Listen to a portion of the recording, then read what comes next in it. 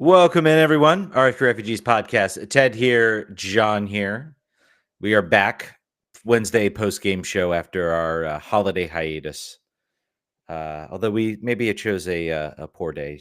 Don't worry, folks. I got permission, but today is actually my ninth wedding anniversary. Oh Ninth boy, year. you didn't tell me that. Yeah, I didn't, but it's Happy all right. anniversary. We had my wife had a little engagement that she had to go to anyway, so I got permission to watch the game. We had a nice quick dinner before that, so it's all good. We're all good. Well, happy Life is good. anniversary anyway. I guess maybe it was like an anniversary present. The last 4 minutes of that game. Maybe it was. I got a we exchanged some better anniversary presents, including the chair behind me, and my wife got a brand new monitor. So that Nice. was the gifts that we already exchanged of. I And love the you, house that you're love you, sitting in. dear. What's that? And the house we're sitting you're in. sitting And the house we're sitting in. in. Love you, Don't dear. forget that one. That you can dine on that one for a while. Yeah, love you, dear. I love you very, very much, and thank you for letting me watch this. I don't know what we just watched. Certainly, It's a game. certainly, without a doubt. Thank you, Gabriel Pirani, for saving us from what was going to be a just dire discussion about this team. Before should be pretty dire, by the way. Yeah. I want to. Well, it will still not be good. No, they don't get off the hook. Good. But John, how you doing, my friend? How was your holiday weekend? It was great. It was great. I spent a lot of time either playing baseball or in a pool, even though it was probably a little too cool to be inside of the pool. I was there anyway because when you have a 5-year-old, it's never too cold to be in the pool. But yeah, no, I can't complain about anything, and I'm glad we waited until tonight to do the show because I think trying to put together a show based on the Red Bulls game would have been not enjoyable. This is like obviously slightly more enjoyable. I mean, when you score a goal after 500 minutes in league play, almost 500 minutes, it's good. Yeah. It's a celebration. It's a time to be happy. How about your weekend? How about your holiday weekend? Other than knowing now that it was the prelude to your anniversary and 3 days after. It was good. It was good. Actually, the Spirit game was great. Watch that. So that was at least good. Spirit finally looking like sort of a dominant team out there. Things starting to kind of click together with Corey Bethune Gift Monday. So that was good. Other than that, it was a lot of just trying to get. We still had stuff in boxes. I've been refereeing like a madman these past few weeks. So this was like the first week. It was a holiday week. I turned down. I think there was a tournament I might have been able to work, but I was just like, nah, I need a rest. I need a break. So it was a lot of unpacking, a lot of putting stuff together, getting stuff ready. So almost there. We're getting there. But other than that, was good. Which brings us, I guess, to DC, which I guess is not so great. It's been rough to say the least. They are in the quarterfinals of the U.S. Open Cup. That is literally, I think, the only thing that's kind of clinging this team to any type of hope that maybe they can redeem this season at this point. It's been really dreary. This looks like a team that is playing without a designated player because that's what they are right now. They are playing without a designated player. Well, let's. I don't know how you want to talk about you haven't been around. Obviously, we had the Open Cup game. I talked a little bit about that. You sheepishly clawed off the bed. You played the 40-year-old man that you are, and just said, "I'm going to bed. I'm going to bed after 10:30. Right. It's fine. It's fine. I'll carry that for the next 6 years, and then I'll probably be like you once that happens." But yeah, it was that game sort of brought this team back to life, and then it was kind of like, all right, maybe this will be like a galvanizing force. Maybe this will be the thing that you see this team kind of pull together. And then they just came out and just laid an absolute egg against New York Red Bulls. Cue to this game, and it just kind of started to look really similar for really about 89 minutes of this game. Not a whole lot of creativity. They weren't really generating too many chances. Peglo looked good. He was probably one of the few players who looked semi-lively. But again, he's kind of on an island out there. Can't really do it on his own. Kojima, I think maybe it's time for him maybe to take a reset.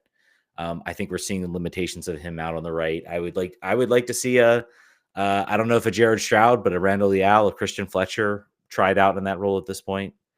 Other than that, it was just kind of like a nothing type performance. Although I thought defensively they played well until the goal, which we'll get to.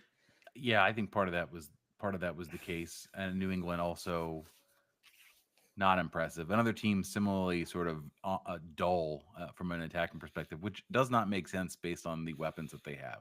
Hmm. They should be more dangerous than they are. So uh, I don't want to take too much away from DC United's defensive performance because I think, to your point, it's pretty good. But also, the second half became even more dire after they snuck that goal. Like it was just like sitting in against the fact that they scored is sort of magical, but like the sitting in against this DC United team with no offensive weapons should be illegal. It's like the tush push of MLS defensive setups. Like, well, this team can't score, so that's not fair. You're not allowed to do that.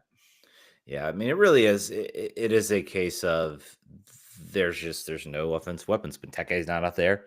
That's basically your only threat. They're like a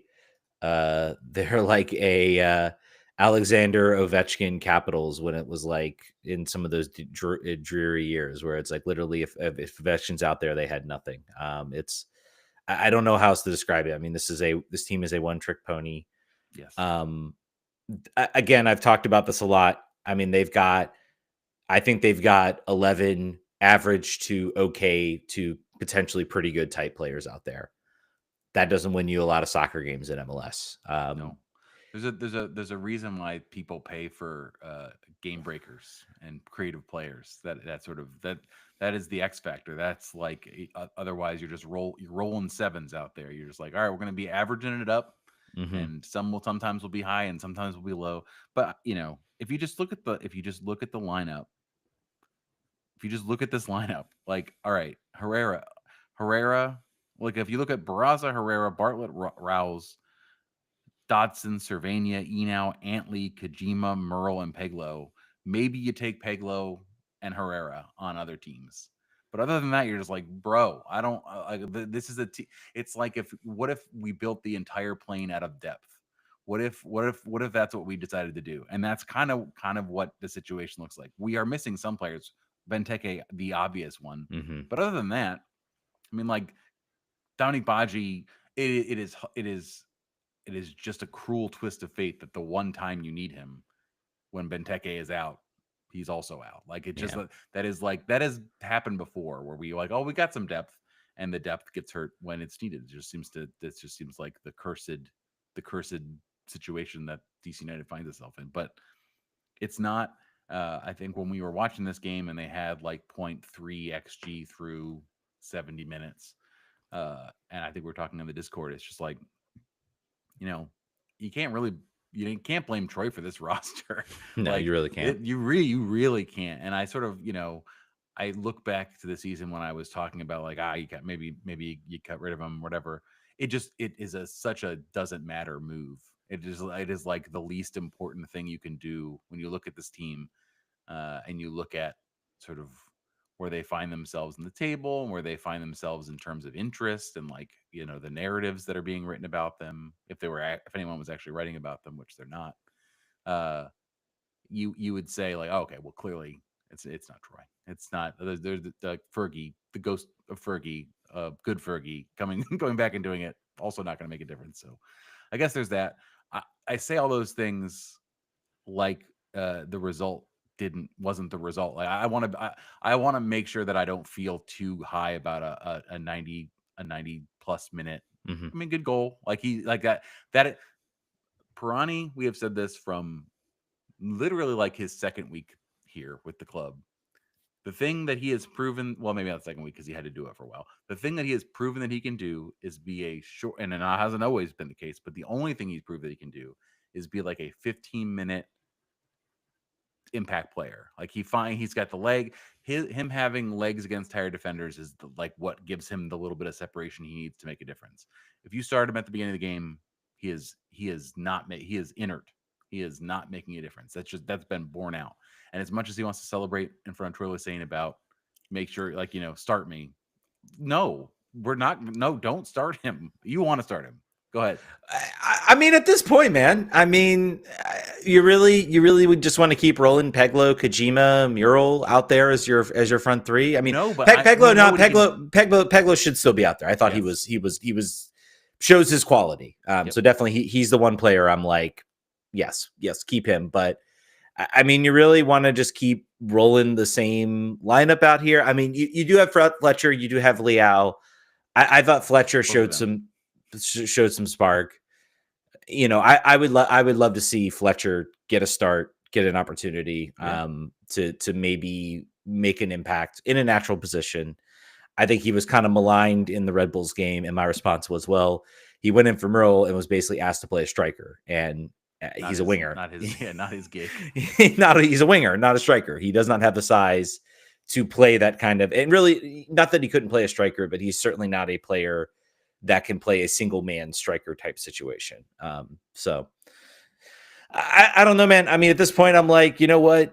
You go in, you score a goal, the team suddenly looks lively. Maybe that's a combination of Fletcher, Stroud, Liao kind of being thrown in as an attacker. You're kind of throwing things against the wall. But the team's pressure did sort of lead to that goal for like the first time, I think, all season. I have to go back to the once he came in, the team's tilt on the field shifted all the way to DC United. And again, that is, New England sitting back, but right, they were in a shell for 45 minutes. So it hit them. But I would argue that their shell still precluded, still was not their shell where they sort of sat back. They still found opportunities. They found chances. For sure. Really, it was that last 10-minute spell where this team looked engaging. The problem, of course, is that works really well for a 10-minute stint. I don't know you can go that attacking with this team when they play transition defense like we saw, which is the goal. At the beginning of the season. The beginning of the season is the proof positive you cannot do that. So like it's like their break glass in case of emergency attack mode that has like a 15-minute run that you can use, but you can only use it once. Then they use it at the end, which I'm glad because we got a point out of it. Yeah, it really does. It feels like I don't know. Again, firing a coach is the easy thing. My hope is that I don't want to see Troy Lesesne fired because I'm just like, it feels so unfair to him. And unfair coaching firings happen all the time. I get it. It would just feel so unfair to him with what he's been given as sort of this roster. It's actually a minor miracle that, they're in the quarterfinals of the Open Cup. Yep. They're still alive in this playoff. They're still technically alive in the season. There's 7 points. There's 7 points out of. I was just looking at the table. Yeah, 7 points out of a playoff spot. Let's talk about Barraza. Made some great saves, but I literally watched that no moment. The goal that they gave up. It was literally like a car crash in slow motion. It was like as soon as Barraza left his line, I was like, oh shit. I was like, I knew it. I knew I was like, they're gonna give up a goal on this. I'm like, what is he doing? Like, they had numbers back. They had Bartlett. I think it was Bartlett. It was either Bartlett or Rawls. Like, had the angle, was starting to close the angle. There was literally no need to do what he did. He comes out, and that immediately just throws your defense off. And you could tell, like, it threw everybody off. I don't really blame any of the players defensively after that. Your goalkeeper kind of exits the box. Everyone kind of freezes. No one really knows what to do. It's kind of like throwing a wild card. Barraza has his Leroy Jenkins moment. I mean, it was so bad. And for a guy who has played extremely well, being kind of that solid man, I mean, you do have to look at this and say, really, New England didn't really get too many other good chances. Maybe a couple. There were some decent saves, I guess, from Barraza. But you look at that moment, and maybe Pirani is a last-second winner instead of a last-second tie, and that's the difference between, I think, a good team and a bad team right now, and that's where DC United falls. So I think New England would have been a lot more aggressive in the second half, and I think we would have seen. But who can prove the counterfactual? Not us. We can't. We sure can't. But yeah, no, I think this team is still really hard to watch. Goal in 10 minutes notwithstanding, I do not want to let them off on that. There was 400 and how many minutes? 480 minutes without a goal. 490. So it's crazy. Like everyone sort of talked at the beginning of the season about like a need to break the reliance on Benteke as the sole offensive weapon. They were right.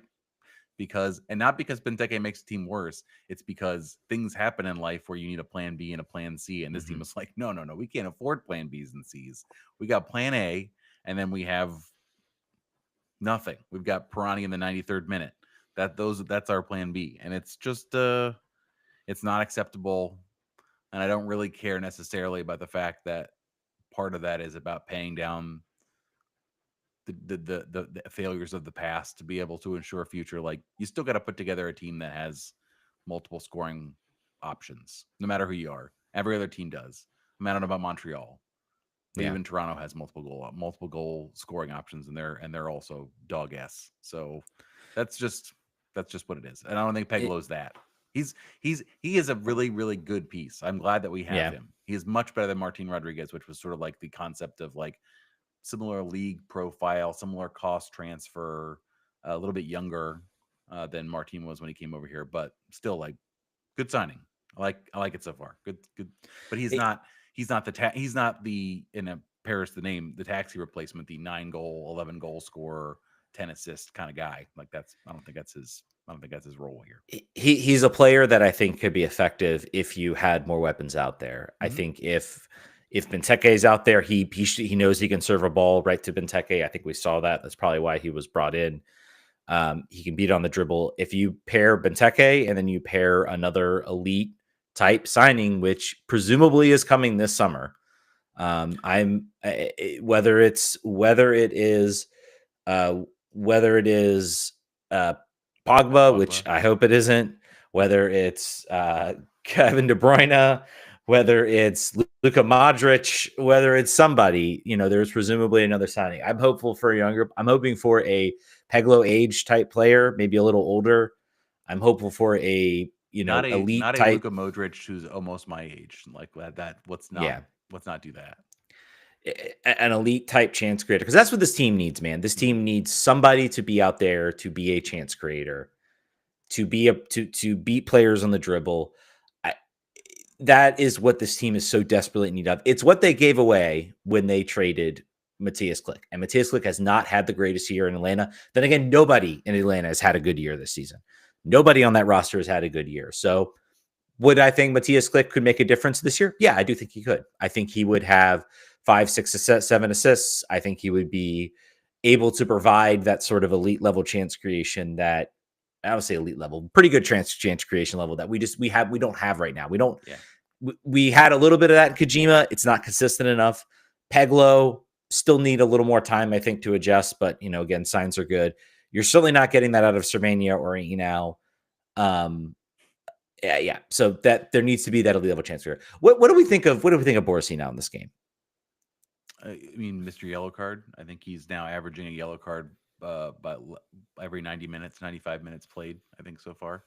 What did I think about him? I don't rate him. I still don't think he's a solution. I think he's a step slow in the midfield when it's required upon him, and I don't think he's great passing. He's reliable. He's reliable to keep the ball moving when they have possession. Mm-hmm. But he's not breaking lines with any of his passing, and he's not doing anything other than slowing up. He's good at slowing the play up and fouling the other team so that the team has an opportunity to reset. So if that's a talent, I guess he's got that in the bag. I don't know. I don't know. Maybe I need to watch it again. I thought he was decent tonight. I thought he made some timely interceptions, some timely plays that kept the ball. I think he kept the ball moving, got the ball into the attack when he was out there.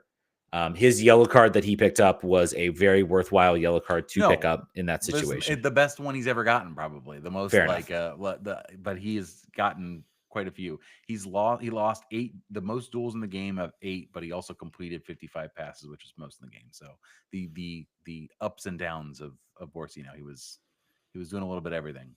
Yeah. So I don't know. I feel like these are the games when he looks best, when he's active, when he is sort of feels like he's everywhere type of player, like he's sort of involved in a lot of defensive situations. It's once he goes silent that things go really badly, because that means the midfield is being bypassed. I don't know. That's just my thoughts. Were I thought he was decent tonight. I thought he had his moments. He's gonna go for those types of challenges. He's going to disrupt. He's going to nearly picks up a red card. That situation. I saw that tackle. It's borderline. I think I'm okay with VAR not going to the monitor over that, but man, that was very, very nasty challenge. And I think Enal's lucky to walk away. So, Did you mhm, know Atlanta has given up the same amount of goals we have given up, but they've scored 7 more. yeah, They've doubled our offensive output, so that's interesting. it's with the amount of money they spend, you think it'd be more than 7 more goals. You would think they beat Orlando tonight 3-2. So yeah, So there's they're two starting to bounce back. with a 95th minute winner. Yeah, don't count out talent. Don't count out money. That's a long season. Uh, you like the win catching that roster and carrying them forward a lot more than you like it doing it for us. Yeah. Anyway, I don't know this anything. Hey, positive news: Rita Zohir did not make the roster. So I think we might have finally graduated from him. Thank you, Tro the Saint. Don't I count think. your chickens, man.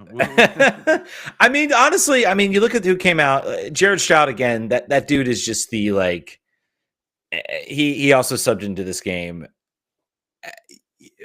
I really like. I needed to know there has to be something going on in Jared Stroud's life. The dude just like does not have any competence. Um, does not have any. I don't know, man. It's just like every time he gets No the ball, juice. there's just nothing. Like he has had like after like a very bright start to the season, he has just looked like completely lost. He's lost his starting spot, obviously, to Peglo and Kojima. I don't know. I don't think this performance gets him back. And then you've got Christian Fletcher who comes on and looks and shows a little more, just a little more ability to kind of like beat some players on the dribble. Yep. These have been the first couple games, the Open Cup game and the game this time, where I looked at Christian Fletcher and I'm like, okay, I can see why this guy is so high up on everybody's radar. Like it's not all there yet. It's still a little needs to be a little more succinct, but overall, like there's some promising signs there for him. We got a game on the road in 3 days against FC Cincinnati, who just Great. drew FC Dallas 3-3 on the road, I think.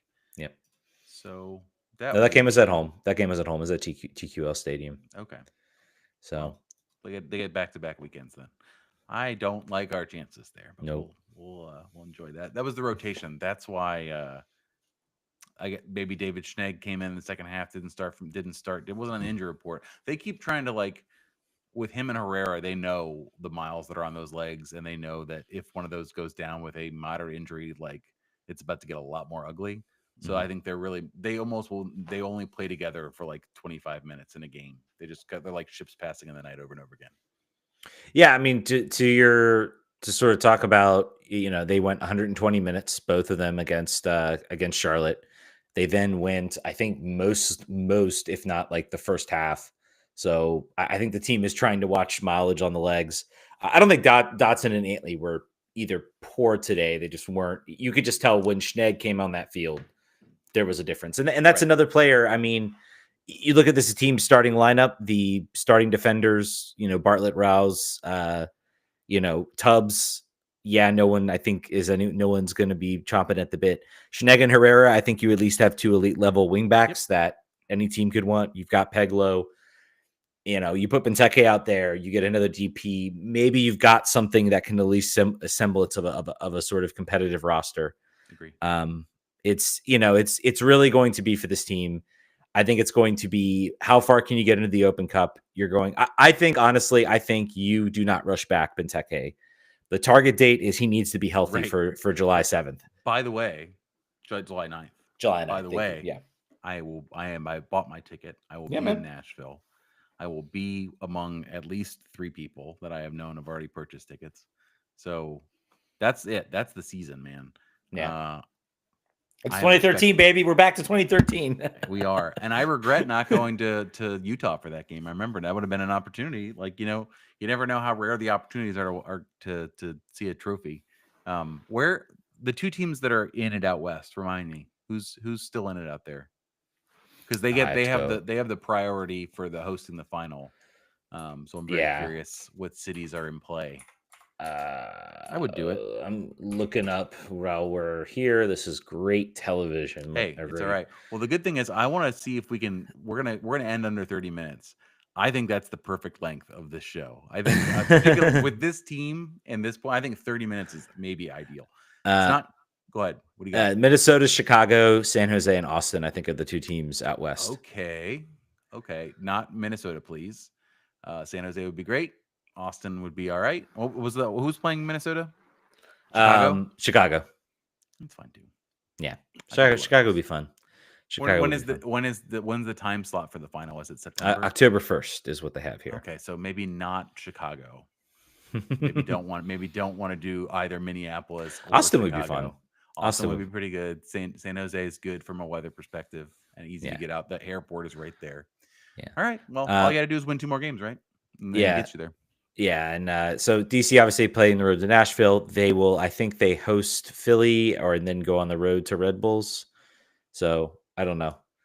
And we got a question here from Todd. Let's go ahead and talk about it while we got it up here. If you haven't already talked about Ray, what's up with Pirani's attitude towards the coaches? I kind of missed that whole thing. I don't know if you read much into it, but people saying, I think, considering he might say, you should start me type scenario. I mean, of course he's going to say that, but yeah, what do I read into it? I think that is very, very typical. I think I've seen that 1 million billion times. And Troy, don't fall for it, man. Although I guess with a game in 3 days, absolutely, maybe for sure. Actually, I've changed my mind with that short turnaround.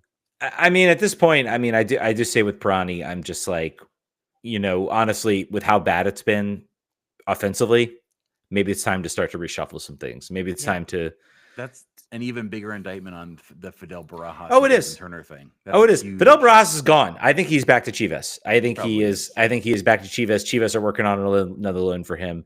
I think he was brought in because I think they thought maybe Tottenham was close to signing Christian Fletcher. That didn't happen because the timing of that all seemed weird. And now I think you saw a little bit. You definitely saw more out of Christian Fletcher than you saw out of Fidel Barajas. Let's just say in a short stint, and that's what you need, man. And that's what you need. And I think you have to recognize in top level sports, is that fair to Fidel Barajas? Maybe not, but additionally, like you get your moment, you got to show for it. And I think what we're seeing with Christian Fletcher sub in is that he came in and said, like, I'm going to go out here. I'm going to try to make a difference. I'm going to try to, be brave. I'm going to dribble. I'm going to do things. Cause I think he sees this as kind of his, he's been snubbed by Swansea. He's been snubbed by Nottingham. Maybe that's kind of what he needed is to like, hey, I need to start actually proving it, on the field. I need to start actually, really showing I belong here. And maybe we'll see something out of Christian Fletcher. That's the storyline to watch, I think, for this team. If you're looking for something until this team makes a signing is where does he end up? Because I've seen some early returns that are promising from Christian Fletcher thus far. All right. Let's wrap it up. Yep, that's going to do it. Thank you guys so much for listening. We will probably be back Monday for a normal show. We're done with the crazy Saturday, Sunday, Wednesday, Saturday type schedule that we've been having for the past couple weeks. So we'll be back. We'll probably talk Spirit. Spirit looked good. Definitely go watch them. Thank you guys so much for listening. We'll catch you guys next week. Vamos.